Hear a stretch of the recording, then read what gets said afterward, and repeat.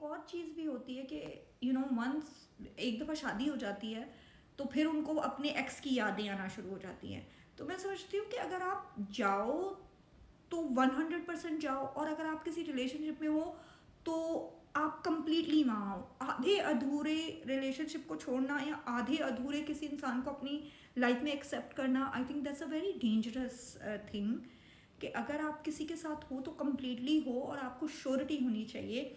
मैं तो कहती हूँ अगर आपको राई के दाने जितना भी किसी बंदे पे डाउट है तो डोंट गो फॉरवर्ड, कि आप उसको अपनी ज़िंदगी में एक्सेप्ट ही कर लो। शादी का तो आप, मैं समझती हूँ, जूते पड़ने चाहिए उस इंसान को कि जो श्योर नहीं है किसी इंसान पे और आप ऐसे ही शादी कर लेते हो और फिर बाद में आपको रियलाइज़ है तो ओहो मुझसे बहुत बड़ी गलती हो गई।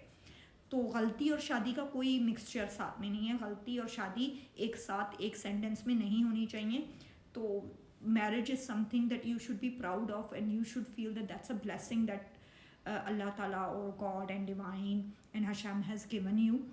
So marriage is a very holy thing, is a very spiritual thing, and it's a blessing, and sometimes this blessing is not for everyone and you shouldn't be offended of that too.